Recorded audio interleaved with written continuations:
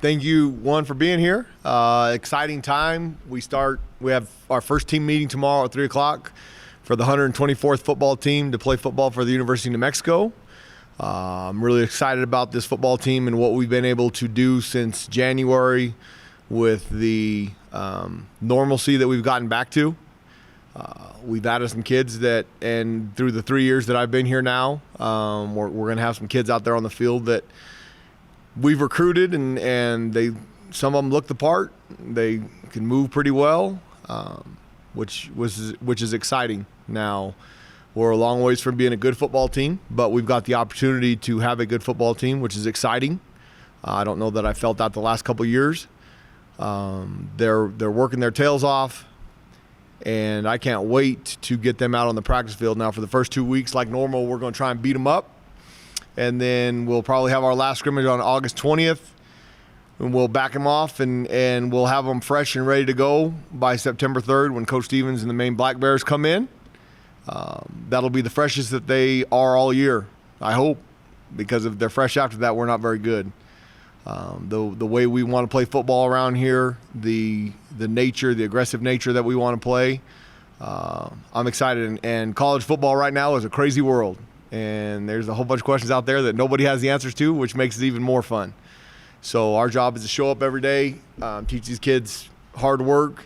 I think we've got a bunch of great kids in our program that have done a bunch of wonderful things for our community. So now I'm going to ask the community to do their part. Buy tickets, show up to the game. We've got a bunch of kids that are really excited to play. We've got a great home schedule to start the season with Maine, Boise, and UTEP. I think that might be the best home season in September since probably 1981 when we beat BYU. So a lot of exciting things this football season. This is the 60th anniversary of the 1962 WAC championship team with Bobby Santiago, Jim Cromartie. I mean, there's about 12 to 14 guys that we're going to celebrate on the night of September 17th when we play against UTEP. It's also the 40th anniversary of the only 10-win team in the history of the football program at the University of New Mexico. And Joe Morrison's team that, I say it, they won the Justice Bowl. We beat Tulsa in that mock bowl on the radio. So it's a 40-year anniversary for that team. So we've invited about 40 of those guys that plan on being here for the UTEP game. So we will honor those guys during that time. And it's also the 25th anniversary of the 1997 football team, which I was a part of as a player. Coach Franchione led that team to their first bowl game since 1946. And we lost to Colorado State in the WAC championship in Las Vegas that year. Graham Lee got hurt early in the first quarter, hurt his ankle. And they had a running back by the name of McDougal that we couldn't tackle. It was a bad combination both ways, and they whooped our tail. And so that was one of the 4 opportunities that I had to finish second, as whether it was a player or a coach. So we're going to honor that team too, because not going to a bowl game from 1946 to 1997 is quite a feat, unless you count the Justice Bowl in '82, which I kind of do. So I'm really excited about like I said, the September schedule, and then we get an opportunity to go play in Death Valley at LSU on September 24th on ESPN Plus, which will be exciting for our kids. All of our games are on TV. Minus the first 2, they're all national, or sorry, 2, and then New Mexico State. The rest of them are all national TV, which is awesome. It's good exposure for our program. It's good exposure for our community, for our state, getting the state of New Mexico out there.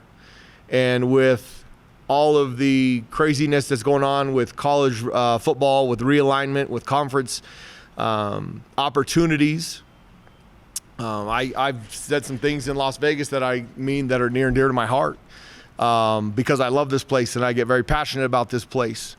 And first, there's some people that I want to thank that have put us in a conversation that have tremendously helped us. Well, first off, I mean, President Stokes is 100% committed to building not only a great athletic department, but a great football team. And the promises that she's coming through with in a short time, adding positions, coaches' salaries, facilities. I mean, this obviously with New Mexico Mutual stepping up with their donation to get the Champion Center training that you guys can take a look at out there. Her backing of that has been instrumental in taking the first step forward. Now, there's a bunch of people over there at the university that have been great, but we need the university as a whole to step up. I said that the state government needs to step up. We've had some very instrumental pieces over there. Mark Morris has led the way and has done a phenomenal job, one with supporting the athletic department, with supporting football, but most importantly, supporting our student athletes, providing them money for mental health issues, providing them money and providing the NIL deal that he got pushed forward when all this stuff started. And we have a great opportunity in New Mexico with some of those things that Mark Morris was able to push through, with some of the facility upgrades. And so when I point out our state legislature, I mean, there's a bunch of them. Mark Morris has been very instrumental. George Munoz has been very instrumental. He's also an Aggie, but he's been very instrumental. Patty Lundstrom's been instrumental. Brian Baca, both Brian and Mark Morris are former football players for the University of New Mexico, have been very instrumental in taking the right step forward to get us in that conversation.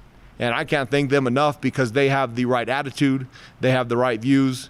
And then obviously this year has been a completely different, I mean, the governor has stepped up and along with our legislators that she didn't veto any of the opportunities that we've had.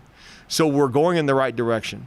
But I do stay by what I said in that if we want to be in a conversation when all this stuff shakes down, first off, we have to have success on the field. If we don't have success on the field, it doesn't matter because nobody wants a team that can't win, okay?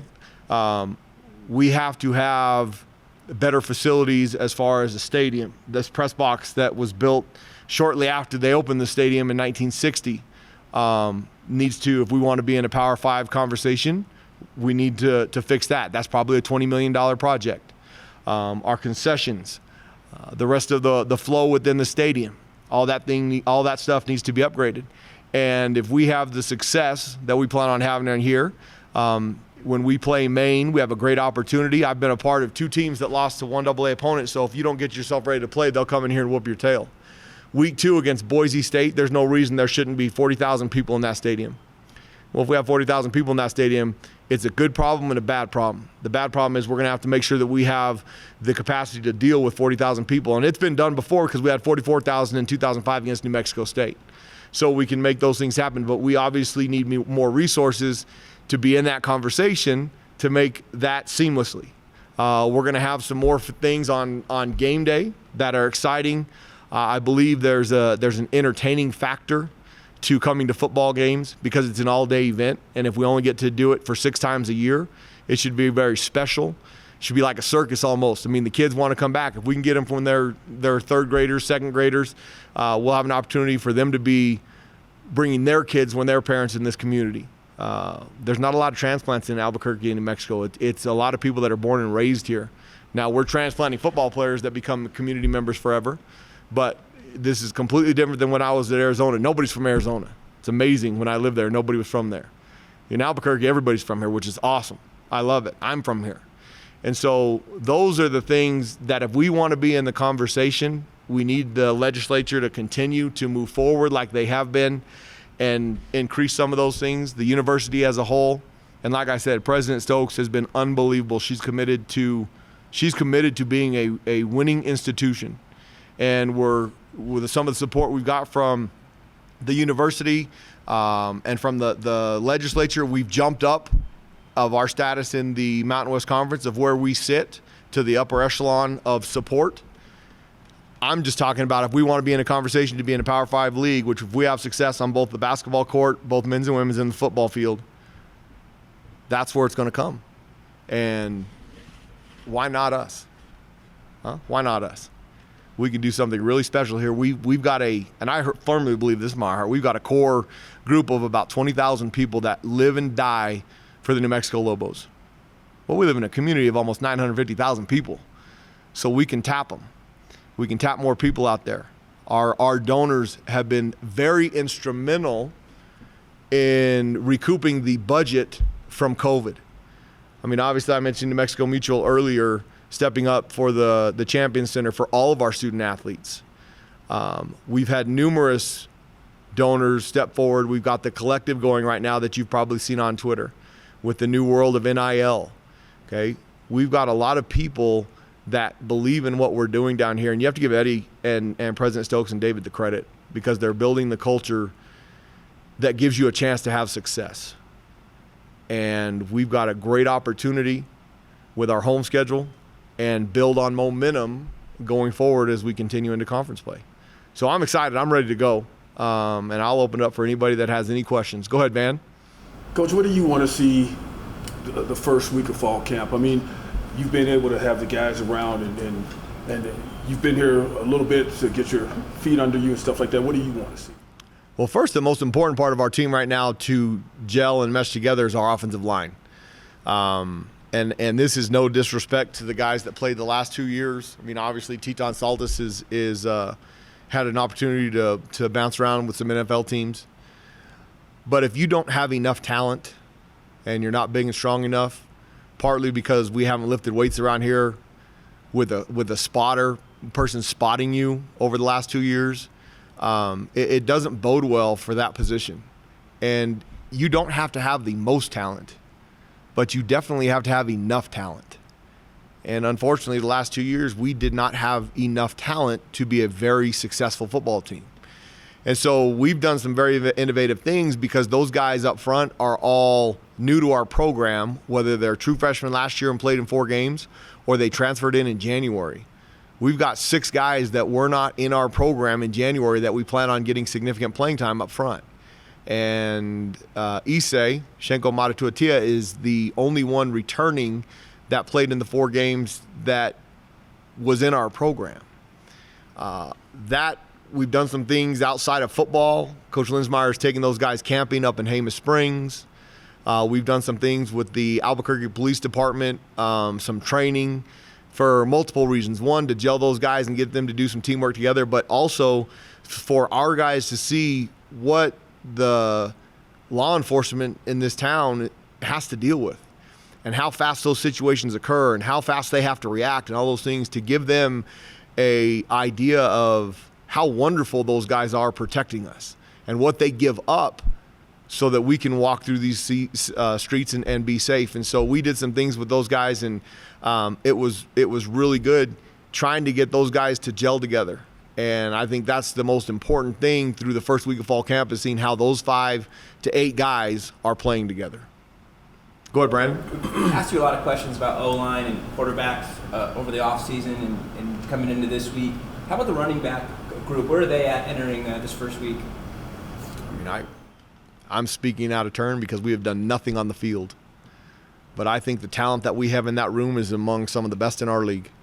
And I think we have 2 young men that are true freshmen that will become big-time names around here, and Christian Washington and Myron Carter. Obviously, Nate Jones played as a true freshman, went through some disciplinary things his first 2 years, the second year, and earned his way back onto this football team. He still owes me a little bit, so his debut is yet to be named. And then we've got some guys in there that we move. I mean, Jaden Hullaby will play, the transfer from Texas, will play a little bit of fullback, H-back, tight end. He'll be very versatile in there.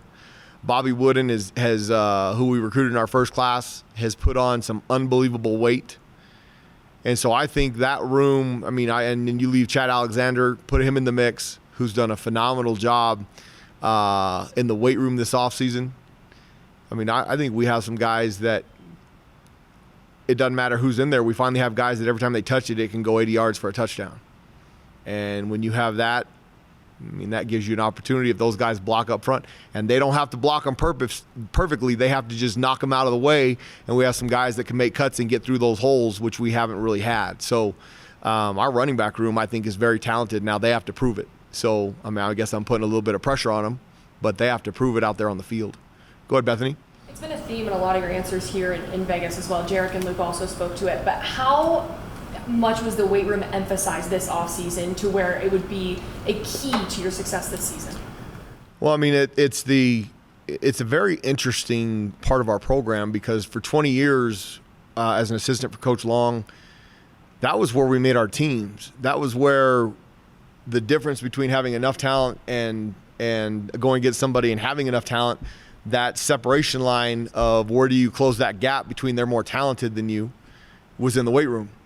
We made our kids tough. We made our kids strong, both mentally and physically in there.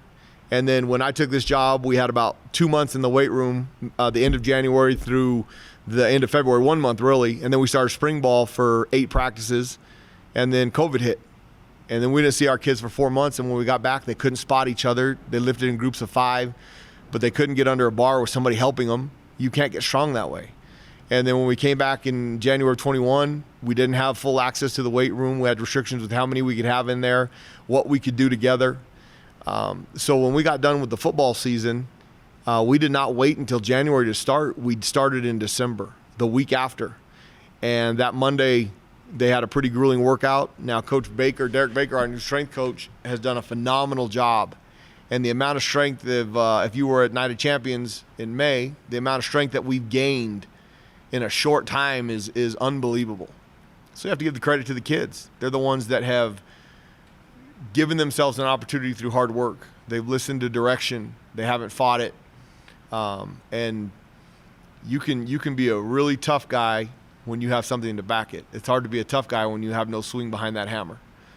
And so I think it's, I said it when we finished spring ball, that next 17 weeks was going to be the most important part to our program having success. And the numbers and everything that we've done there, I think we've made some great strides. Go ahead, Van. You talked about the running back room. How about the quarterbacks? When you know, I thought we were going to get through a whole deal without somebody asking about quarterbacks. I mean, this was amazing. You were waiting for it, right?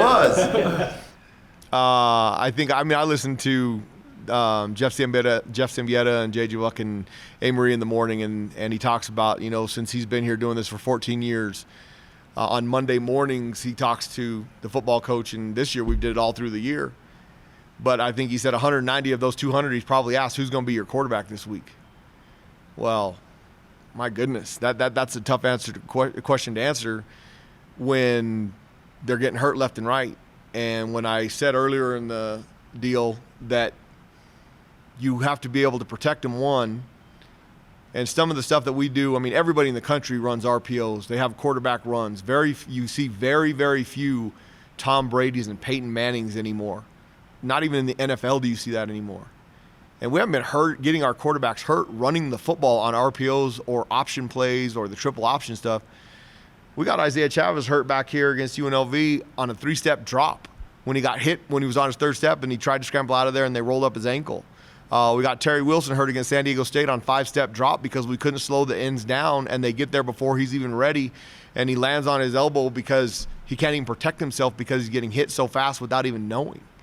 So it hasn't been running the quarterback. That has not been the issue. The issue has been protecting him. And so I think, as we talked earlier, the offensive line and the emphasis in fixing that will give those guys an opportunity to have some success. Now, we've got 4 guys that are battling for the job. CJ Montes probably has the upper hand because of the amount of time he's had in our program, the amount of reps he had in the spring, being healthy. He's a tough guy. When you break your hand in a football game and you refuse to tell your coach that it hurts because you know that they're going to take you out, so you just avoid it. When he went in against UNLV, he broke his hand in the first quarter and played the rest of the game. He didn't play great, probably because he couldn't use his left hand. Every time he took a snap, the 2 snaps he took from under center probably felt like he broke it again. So that's the kind of attitude and the kind of demeanor you want.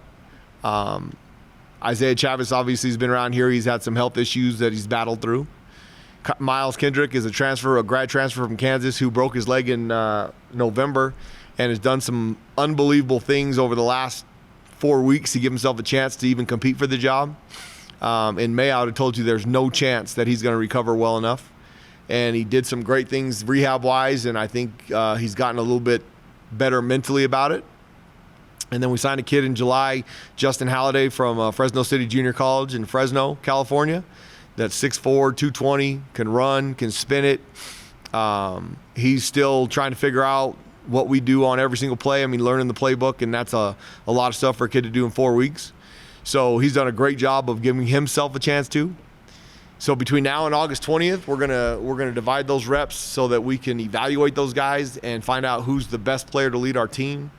And then after August 20th, we'll start getting that guy ready with leadership. If it shows its head earlier, then we'll announce it earlier. I have no desire to wait and hide anything from anybody because it doesn't matter. The guys on our team need to know who our quarterback is.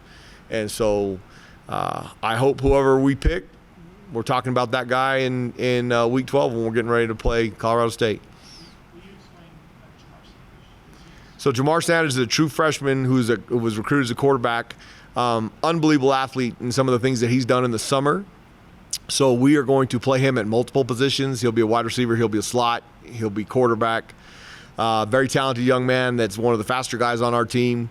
We probably have 15 to 18 guys now that are sub 700 meters, which we have not had since I've been here, which is awesome. He's one of those. So we're going to use him and then see where he fits in the quarterback picture later on. Go ahead, I just Bethany. wanted to piggyback off that really quick. You mentioned Isaiah and Miles. Do you expect them to be ready to go to play if they are chosen as QB1 to step on the field? Yeah, they won't be chosen if they're not ready, and they've told me that they'll be ready to go when we start on Friday. And they ran around enough. They haven't been in the best. They haven't moved around the best the whole time, so they're probably a step behind. But it's all about being a player and making plays. They're going to give those opportunities. And if you make plays, it's hard to keep a guy out. Sometimes kids will come in and be like, Coach, I need a shot. Well, I can promise every kid on our team and everybody out there, we're going to play the best players. There's no personal vendettas against anybody around here. All I want to do is win. Now, we have to have good kids in the community because I live here and I'm planning on living here forever. And it's our job to help these guys through a very vulnerable time in their life. But all that talk means nothing if we don't win. And I can be from here. I can be from Valley High School. I could have played it in New Mexico. It's about winning. And I hate losing more than I enjoy winning, which is really sad, but it's reality. And so last 2 years has been miserable. And the success that I've had under Coach Long and then when we were at Arizona State, standing on those sidelines the last 2 years in those deals has been just, miserable. So that's why we do it. We do it to win. Coach, we've had some wide receivers from high-profile programs come in and have success. We've had some that haven't. What kind of player is Jordan Porter, and do you think he's a guy that could be a difference maker? I do. I recruited Jordan to Arizona State out of high school. He's from the Inland Empire. Jordan played tremendously as a true freshman. I wasn't there after that. Don't know what happened to him.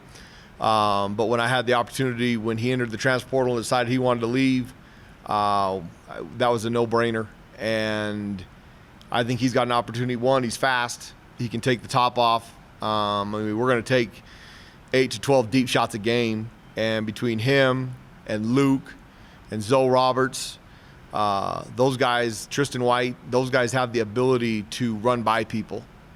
And then Cade Zimmerman, who's a walk-on, his brother is Tate Zimmerman, the freshman linebacker. He was probably, between him and Andrew Erickson, they're probably our two most reliable guys when the ball's thrown to them. They may not be the most athletic looking. They are very athletic, but they come up with the ball every single time. In 2020, Andrew had the goggles and the knee brace and made people look silly. And he don't have the goggles and knee brace anymore, but he's got some fancy mustache, so maybe that'll keep him going. But I think we have some guys in the wide receiver position, including Jordan, that can be difference makers that we have not had. And then you throw, I'm leaving out one because I don't see him as a receiver. I don't see him as a running back. I don't see him as a slot. I see him as Mr. Everything, and that's Luke Wysong. He's one of the best players in this league. And he's put on probably 20 pounds from last year. He didn't practice a whole lot last year because he got so beat up week after week at 165 pounds that we just had to get him to Saturday. And I didn't let him play in the final game against Utah State because I wanted him to be healthy for this year and not do anything. When you're trying to protect yourself, there's more opportunity for you to get hurt. And what he's done in the weight room gives that room an opportunity to be pretty successful. Go ahead, Steve. To play Jamar in multiple spots, was that always the plan for him? Not necessarily. He can throw it. He's got one heck of an arm. He's not real tall. But he's so athletic. He's elusive this way. He's fast as can be straight downhill. So he can present some matchup problems for people. And so I think as a coach, you put your best players in the best chance to be successful for the football team, and he's got an opportunity to help us that way. You're obviously very passionate about fans showing up to the game. I mean, a sense of confidence. I mean, do you believe fans are going to show up even after a losing season? I don't worry about the losing season. Like I said, I wouldn't be surprised if we have 15 to 20,000 people for Maine, because I think there's 15,000 people that no matter who's the coach, no matter who the team is, no matter what, they're going to come to football games. They're going to come and support them. And those guys are going to be there. Do I have faith in the other 30,000 that can show up? I do, because I've lived it. I mean, I was that little kid who was one of those 15,000. My dad and mom and dad were one of those 15,000. So all those 15,000 have to do is bring a buddy, and all of a sudden you got 30. You want really realistically, all I have to do is win. Well, that's kind of true. Winning makes a significant difference, but people nowadays need to be entertained because they can stay at home and watch it streamed, or they can stream something else. They can watch Ozark, or they can watch Breaking Bad, or they can watch. I was at Costco on Saturday for the Breaking Bad, and we watched it when we didn't live here. And Aaron Paul and Bryan Cranston have done some amazing things for this community, and they're not from here. I had to park at freaking Home Depot to walk into Costco to get some stuff for an event we were going to have on Saturday night. It's a good walk. The people were lined up. They weren't even out yet, and they were lined up aisle to aisle. So there's people around here that we can tap into, and if they bring a buddy, 40,000 people, and if we entertain them the right way, I can tell you this: we have fireworks that are going to be played. Be shot off in the air. I guess I'm giving out secrets. I don't care. I want fire around we're going to do some things that will make people at first. When I played here, we had a giant cannon. I'm still on the hunt for my cannon, but we get some blanks and fire that thing. I mean, the people need to be entertained, and that's okay. We'll entertain them. How do you entertain them the most? By winning games. But if they're entertained and their kids have a bunch of fun out in the parking lot before the game when they're tailgating and there's activities out there, and then they come inside and they get scared because fireworks go off because something good happens and people are excited, then all of a sudden they want to come back. So we've done some things to make changes. I'm going to blame Frank if they don't go well, since we don't have anybody here in marketing, since we're trying to hire an associate director of marketing in the athletic department. So I've pushed all that on Frank, and I got to give Frank credit because he's texting me every day to make sure that all the things that I mentioned back in March haven't been forgotten. And so we'll know who to blame, Bethany. We'll know who to blame if something don't go the way we want it. Blame it on my age. Exactly. Well, you're like her dad. What else? Go ahead, Will. If you ask me if we're a mid-major, we might fight, but go ahead. I don't even go there, not yet. Your role as the coach is one thing. You're trying to develop X's and O's, but you have to schmooze with the politicians and the administration. You got to put yourself out in the public. I'm curious, would you rather devote more time to being an X's and O's guy, like Rocky wants to do full time, or how much of a distraction is it to put yourself out there and try to sell yourself? It's a very, very interesting question. Okay. The thing I miss most about being a head coach, and what I loved when I was at San Diego State and here before that in Arizona State, was having a position group with 10 to 12 guys that were my own, that I did everything with. I followed their academics. I knew who their girlfriends were. I knew where they lived. I had their addresses. I had their phones. Most of them, I had them share their location with me, so I knew where they were 24 hours a day. And if they ever needed something, didn't matter if it was 2 o'clock in the morning, they'd call. Every time my phone rings at 2 o'clock in the morning now, I'm scared to death of what happened. And I don't have that same 10 guys. So I meet with the seniors every day. So that's my position group. We meet every single day. I think they're the leader and the strongest voice on the team. And it gives me a group that I can hold on to and have those conversations with. I never had to do any of that schmoozing and all that, whatever you called it. I got to sit back in my office and write on a little yellow tablet and do that for hours, and then go home and hang out with my wife and kids. And she don't even like going to Costco anymore. we go to Costco, it's 10 conversations, which I don't mind. I like talking to people. I like talking about the Lobos. I like talking about what we've got going on around here. And it means that people care. And I tell her all the time, when they stop talking to me, we better move, because that means they've given up. And so the passionate side of how special I want this place to be is the fun side of doing all those things. Because as I said earlier, we can be in that conversation. We can be at that table. There's some people who think I'm absolutely crazy for thinking that. But we're the flagship university in this state. We live in the best city in this state. Okay? There's crime everywhere in this country. Albuquerque's no different. We've got it gets more publicized, and then Breaking Bad probably added to that publicity of it. But we've got a great community with great people, with people that love, you know what, they love sports. And I don't know why. Now, when I was gone, I watched to see what the University of New Mexico did every single week, whether it was basketball, I watched all their games on TV, whether it was football, soccer, it didn't matter. And when the New Mexico United was running through the U.S. Open Cup and they lost to Minnesota, I was watching that thing on the edge of my seat, because I'm a New Mexican. And I don't know why people want to say we're competing with New Mexico United. I'm as big a New Mexico United fan and Peter Trevisani fan as anybody out there, because that's us.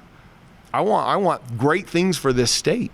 And when they're running through the U.S. Open Cup, that's great for New Mexico. We're not competing with the United New Mexico. We're not competing with them. We're in this together. And the University of New Mexico, we're the show in town. When football team is winning and having a chance to win the Mountain West Conference Championship, there's going to be 40,000 people in here. It's been done before. If you stink, there's going to be 15,000 people in here. It's been done before. So do I miss being a position coach and not having to deal with that stuff? I do. But because of this place, I'm willing to do all that stuff. And if you don't do it, you don't have a chance. So, I mean, I love doing that stuff more than anything in the world, though. And would I want to be a head coach anywhere else? Probably not, because I absolutely love football side of it. But to make this place special, I'm willing to do it.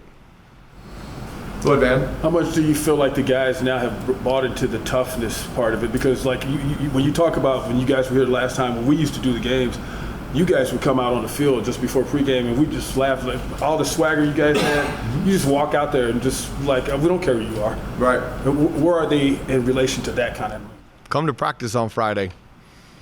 I think the attitude, the attitude from the coaches has worn off on them. It's all they know now. I mean, there's only 4 kids on our roster that weren't here when I got here. It's all they've heard for 3 years. They know the expectation. They know what happens when they don't show up on time. If they're caught, and this is the best part, over the last month, and I've said it a long time, the bad apples will get weeded out. And when the players are the ones weeding them out, you have a chance. We've had 2 guys thrown out of the weight room the last session of training by teammates. A teammate looks over and counts the guy's rep, and he's supposed to do 12 and he does 11. And they run him out. They run him out because they know the expectation, and that ain't it. And so there's a certain belief, and they're doing it now. I mean, I used to run him out because, I mean, it drove me crazy, but I was running out 5, 6, 7, 8 every day. Well, I don't have to do it anymore.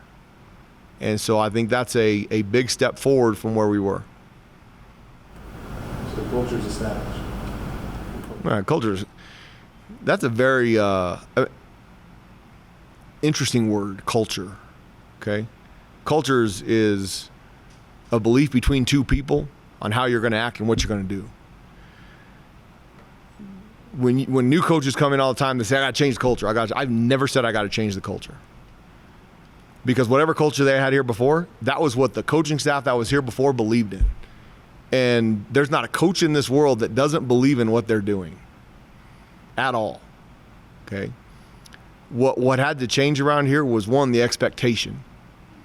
And I don't know what their expectation was before, and I really don't care. I know when I was on the other sideline, we whooped their tail. Okay? I'm sure they didn't expect to lose. but we expected to win. Getting our kids to believe the expectation, believe that I have a chance every week to win. I said it after the Texas A&M game last year. Our kids had no chance because they didn't believe for 1 second they were going to beat Texas A&M. Well, you got no chance. Even if the ball bounces your way, you're waiting for something bad to go wrong. So the expectation and the environment around here is what we believe in. There's 3 things that they hear all the time: effort, attitude, and want to. No matter what, they decide the effort. Coaches can yell and scream and blow whistles and do all those things. They decide what their effort level is going to be. They decide their attitude. Are they going to be positive guys, negative guys? Are they going to be energy vampires and suck everybody down and make everybody worse? I mean, you go to work with people that are really down in the dumps and just awful to be around. It just changes the whole mood. Who are they going to be? And then want to. How bad do they want it? No matter what circumstance, they control that. Nobody can take that away from them unless they let them. And they hear that all the time. Effort, attitude, and want to. That's what our program is derived on. So if we win games, then you can say the culture is established. If we don't win games, what does all that matter? It doesn't.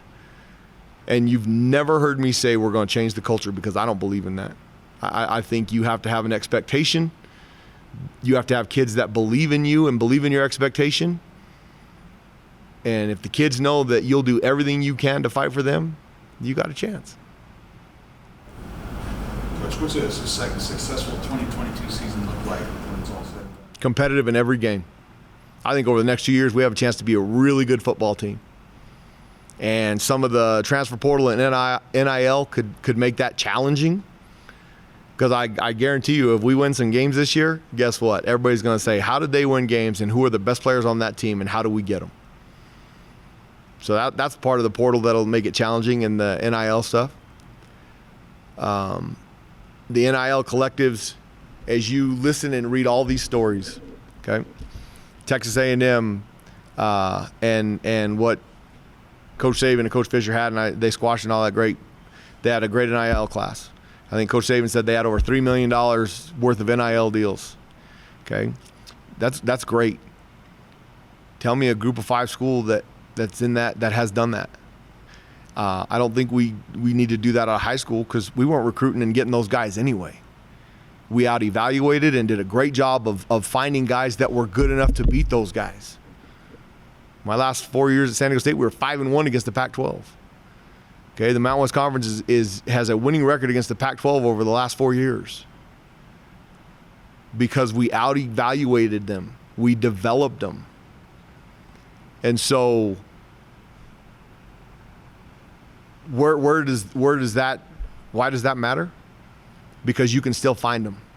And once we get them, that's where the NIL collective is going to become important. How do we keep those kids here so that they're not tempted to leave, like Jacob Cowing from UTEP, their best wide receiver? And Coach Demo's done a great job with that program. And we get him up here in week 3. But he had a great season, and everybody in the country offered him a scholarship to come play for him. How do we keep that guy on our team? Some you're not going to be able to, but some you can. What's the biggest threat to you, the NIL stuff or the one-year transfer? Because you can become people who can just come in here and fill for this team if they want to. I think the answer is yes, because there's going to be chances where they can leave, and they can leave for more NIL money. Now I'll say this: there's a bunch of people in Albuquerque that, if we win, will step up and do everything we can to keep those kids here. And it's a good problem, because if they're trying to take those guys off of our campus, they were recruiting the right ones. We had a young man that was committed to us that's going to Oklahoma to play quarterback. We had a young man that was committed to us that's going to USC to play quarterback. We're recruiting the right guys if those guys want them. How often do you hear New Mexico, USC, and Oklahoma in a recruiting battle? And we have the upper hand until they walk in and take them from us. It's okay. But like I said at the beginning, if we want to be in that conversation, then everybody's got to continue to do what they're doing and more. Please tell me there's more questions, because Steve is now 2 hands on that. I think everybody in this room can agree that you guys are on the right path. How much does Rocky Long have to do? Significant. Coach Long, I mean, I worked for him for over 20 years. And I can go in there when I'm having a frustrated day and close the door and vent. And he's been through every single thing that I've mentioned. And he won't tell me how I'm going to do it. He won't tell me, he'll just kind of smile and he'll say, "You're the head ball coach, what are we going to do? How are we going to fix it?" And I can tell if he thinks I'm going down the right path without even having to have a conversation. His experience, let me just list off some accolades for Coach Long. He's the third winningest quarterback in the history of the University of New Mexico. He's the winningest coach in the University of New Mexico history in terms of wins. Okay? He's the winningest coach all time in the Mountain West Conference as a head coach. He's the greatest defensive mind in all of college football, and I will argue that with anybody and have a very concrete platform to stand on. And he wants to be at the University of New Mexico. He don't make nearly as much money as he could anywhere in the country because he wants to be at the University of New Mexico. He wants to win a conference championship. We got close. And the only reason he's here is to, one, he loves his place, but two, is to win a conference championship. So he's been a very integral part. And the smartest thing, in my opinion, that I did the second I accepted that job, one, I told my wife before I accepted it, but I called Coach Long and I started right then and there. You've always told me how much you don't like being a head coach, so quit. Come be with me. Come be the defensive coordinator at the University of New Mexico, where you get to coach ball and have a position group, and we can win a conference championship. And as unbelievable as he's been to me my whole life, and as unselfish as a human being as he is, the first thing he said was, "Coach G, it's your time. I don't want to get in the way of that." And I said, "Coach, do me a favor. If you have an interest, let me decide that. Let me be the one to choose whether or not I want you to barge in on my parade, because I don't care. I want to hire the best coaches that help us to win football games and win championships. I have zero ego if somebody wants to say, well, guess what Coach G won because Coach Long was on staff. You're dang right. That is exactly right. And I've got no problem with that at all. And if we're good and when we're good on offense, and they say, well, Derek Wareheim, you're dang right. I could care less what credit they get, because I'll tell you, and it starts with Eddie. The only reason that a head coach is good, one, you have to have great players, but two, you have to have guys behind you that believe in what you're doing and will deliver the same message. Because guess what? If we get fired, all those guys stunk. If we have good, they better get paid if you want to keep them around here, and you better give them credit. How does that dynamic work? He leaves your mentor, and now he's your assistant. How would you explain how that dynamic? It works because he was a great assistant for a long time, and he understands the role of an assistant, and he understands the role of a head coach. And so him, one, not wanting to be the head coach, understands who's in charge and what direction we're going to go. I never had any concern or doubt or anything, because I knew my role as an assistant to him for 20 years. And I had the opportunity when Coach Long was the defensive coordinator at UCLA, Bob Toledo was the head coach. And Coach Long hired Bob Toledo to be the offensive coordinator here at the University of New Mexico, and then hired him again to be the offensive coordinator at San Diego State University. And I got to see their dynamic in reverse roles. Both of them knew exactly how to be an assistant coach, and both of them knew who the head coach was. And Coach Long was an assistant coach for a long time before he was a head coach. And there's some guys that can't go back to that role. Coach Long loves being an assistant coach. And so there's no awkward dynamic whatsoever. Which can you tell us about preparation on defenses? Like you just take care of it all, or you have a lot of say in it too? Oh no, I have the entire say in both offense and defense. The great thing about working together with Coach Long for the time I did as an assistant is Coach Long is a great teacher both on the field and off the field. And I can remember numerous times on the headset asking him, why'd you call that? What was that? And he would explain it. Sometimes it was, this is what they're doing, this is what they've been doing. Sometimes it was, you just got to have a feel, you have to have a gut. And the 2 years that I called the plays at Arizona State gave me a lot of growth and understanding and a lot of the conversations that we had that I didn't quite understand the answers until at that time. What I have, and I also got this from him, I mean, you never see Coach Long look at a call sheet. So I've never looked at a call sheet in 20 years during the game. If you have to pull that call sheet out, that means you didn't do a good enough job preparing. That means you're looking for ideas because things aren't going well. Okay? What I've also learned, and I think my wife probably hates watching football with me or other people, is there's two ways of watching football. Most fans watch football and they watch the football. If it's in the quarterback's hand, they watch the quarterback. If it's in the running back's hand, they watch the running back. As soon as the quarterback throws the ball, their eyes go right to the receiver. And there's some really good coaches that cannot do that, and there's some really good coaches that sit up there in the press box that aren't very good coaches because they watch the football. You have to be able to see the dynamic of the entire game happening. And the better you are at that, and that's why I think Coach Long is so unbelievable, the better chance you have of being successful. And what we've been able to do for 20 years was he can ask a question, well, who protected this guy? And I can tell him exactly who protected him and how they slid the protection up front, what routes they ran, who got the ball, which side he was lined up, what the formation was, how they started. I can go through an entire series. So we'll go on offense and we'll go over the previous series. And we have GAs and coaches that sit up in the box and they write down every formation and they write down every call and they write down the down and distance.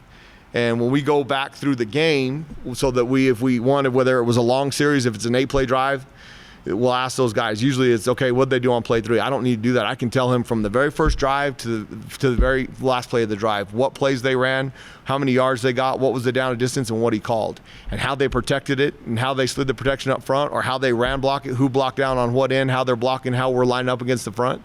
And so that information being shared between the two of us gives you a greater chance to be successful and make adjustments. And we can ask each other questions, or I can give him information without him even having to ask a question. And so when you have that, that's the dynamic. When you have that, you have a really good chance at being successful. You can tell the kids really respect them. I think overheard that they see him working out. Works out in the weight room with them. Can outbench some of them. I mean, so when we were here before, he could bench 315 easy, 72. He still benches 275. He has a hurt shoulder that he's decided he's not going to get fixed because he's a tough old guy. But he still benches 275 pounds with a hurt shoulder. And we got some young guys that can't do that.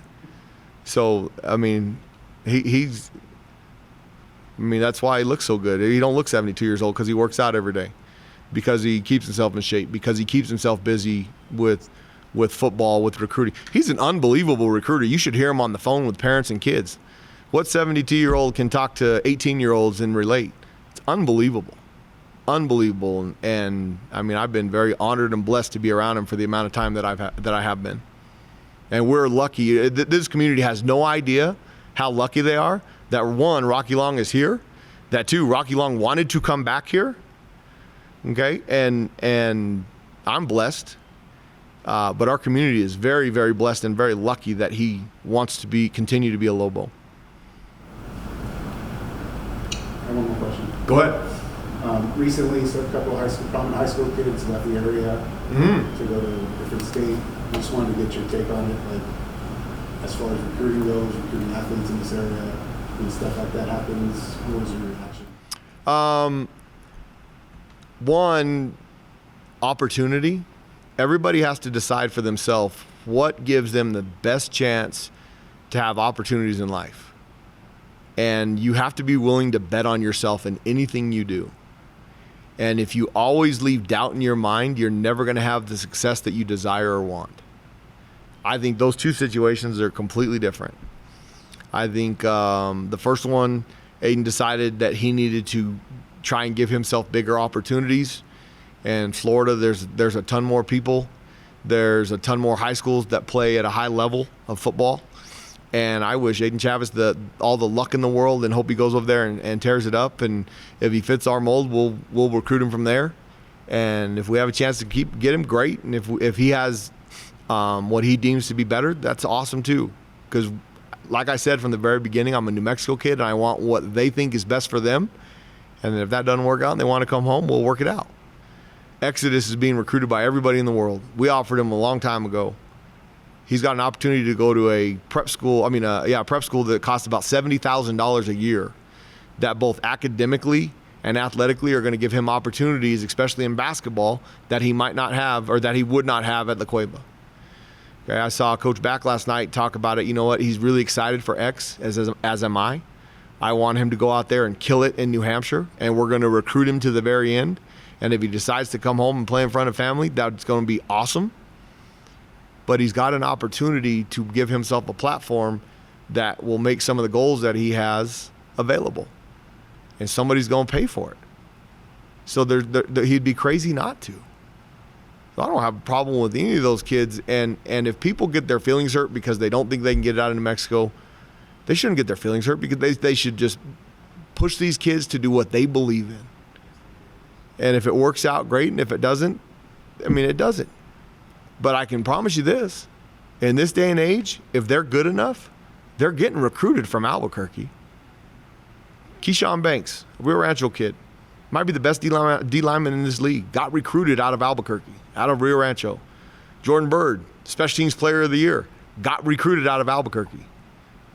Dontrell Moore was recruited by Notre Dame, North Carolina, came to the University of New Mexico, was recruited out of Albuquerque before the internet even existed.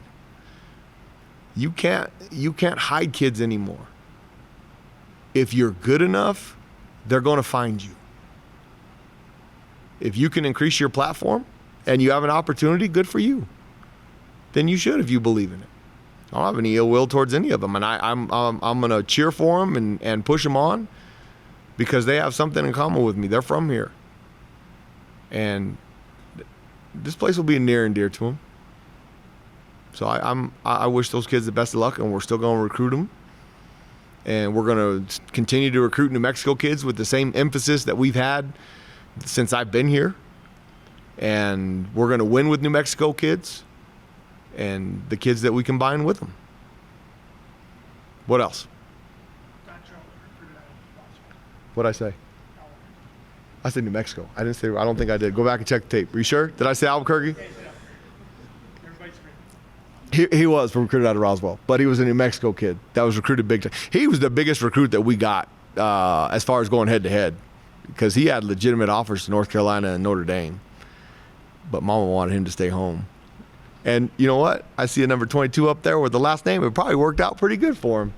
Maybe that just makes me feel a little bit less. It's hard to me to fathom that a kid would take off at the next sports, reclassify himself just to get himself in that position. You said the perfect word though. They believe it's giving them a better position, so why wouldn't you? Anybody wants to better themselves. Most everybody wants to have a better opportunity, and if you believe it's a better opportunity, the chances of you having success are significantly greater. It's like effort, attitude, and want to.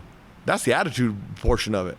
He believes that, and I hope he's right. I hope Exodus is right. Exodus is going to be recruited. X is going to be recruited by everybody in the country for basketball because he's that talented.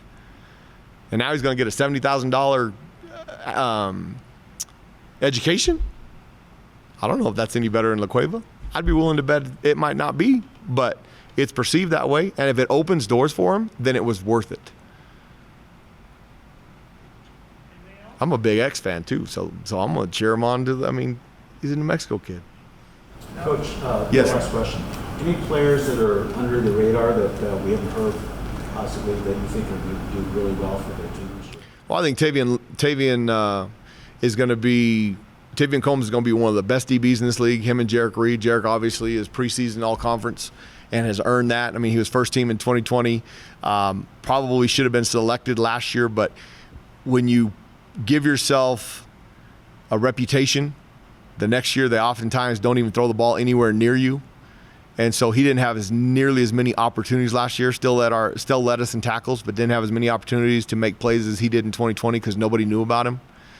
Well, I think we have some guys between Ronald Wilson, Tavian Combs.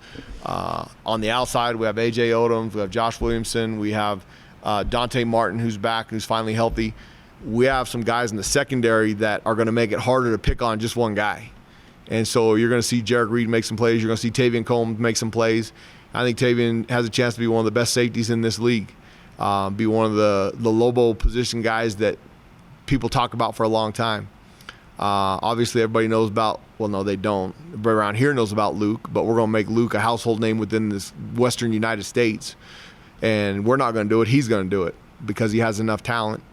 I think, like I said earlier, we have two running backs that are going to be, people are going to know who they are between Christian Washington and Myron Carter. I think if the transfer portal wasn't a thing, they probably wouldn't be at the University of New Mexico. I think they got overlooked by other opportunities because everybody was trying to recruit other people off other people's campuses. And so I think we have an opportunity there. I think we have 4 really good quarterbacks, and whoever wins that job, I think he has a chance to surprise some people around here. But none of that matters on that side of the ball if the 5 guys up front don't hold up to their end of the bargain. So I told Coach Linsmeyer it's his fault if we don't. I mean, it's pretty simple. And then I think Aaron Rodriguez came out of nowhere last year. I think he's the best punter in this league, and that can be a dynamic weapon, especially on defense. What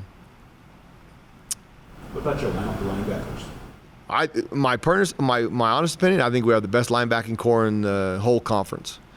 And we have, you'd ideally like 6. I think we have 6 or 7. Rico Hanna, who wears number 44 in honor of Brian, has a chance. He's healthy, he's strong, he's fast. We've had him for 3 years now. I think he's people have a hard time blocking him off the edge. He's strong as can be.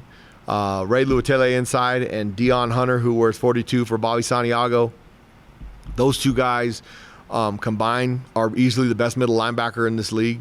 They're both very, very aggressive, and they play football the right way.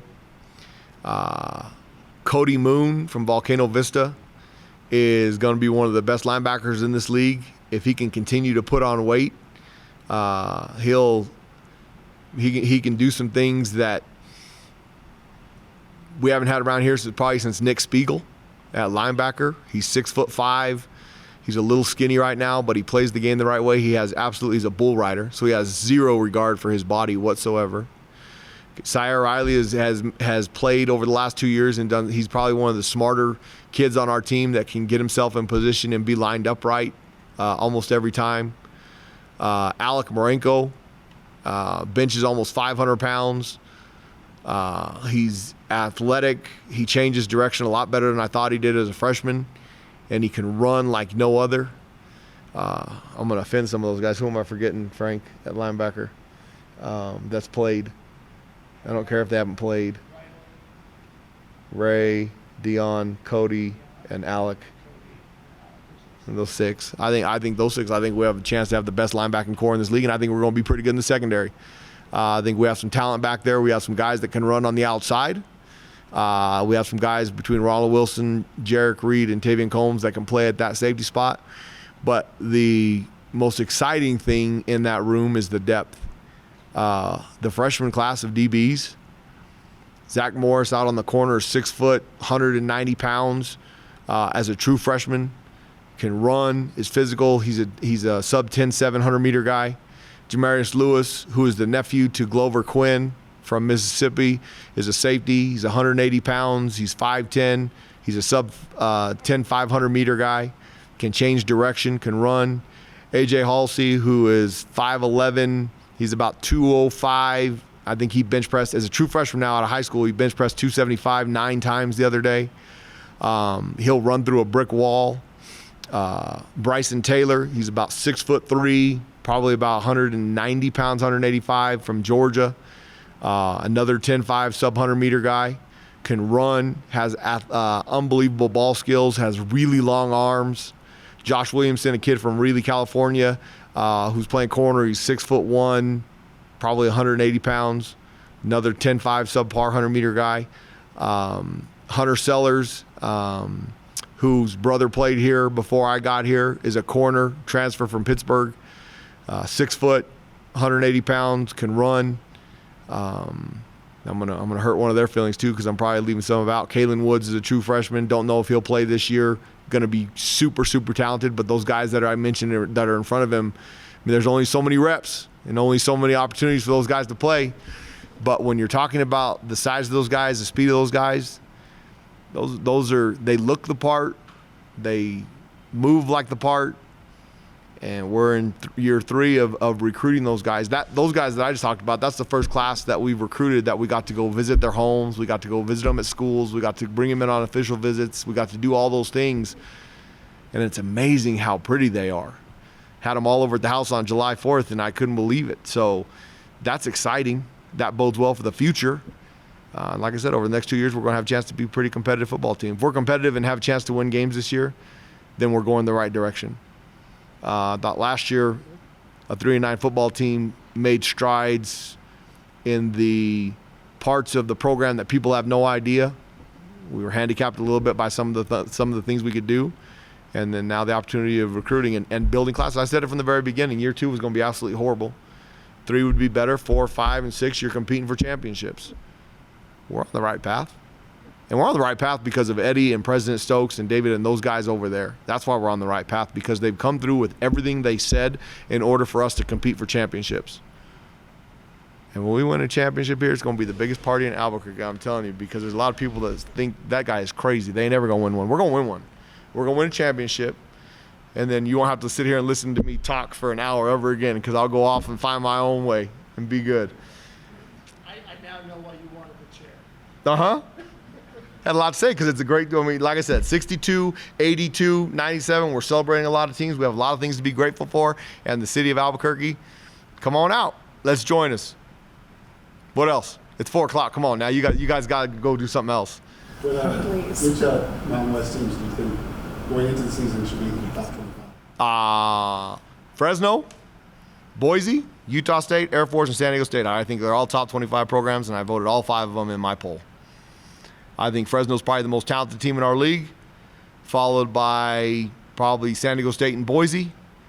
And Air Force, Coach Calhoun does a phenomenal job, and those kids know how to play, and they do a great job every year. We had 4 10-win teams last year in our league. I think we're the best league west of the Mississippi. 4 10-win teams and winning the Bowl Cup Challenge is unbelievable. So New Mexico has to do their part to make the Mountain West Conference a great conference. So I think we got 5 teams that deserve to be in the top 25. And it's great. We have conversations as coaches and we talk about it. Should we vote our schools in? You should vote your schools in if they're worthy. If they're not worthy and you don't have a way to back up what you voted for, then you shouldn't vote them. But I got no problem with people knowing I'm probably going to get in trouble. They're probably somewhere I'm not supposed to say my votes, but I don't care. Well, I shouldn't say I don't care. I'll probably get fined, but I don't care. We have 5 teams worthy of it. They're going to get votes.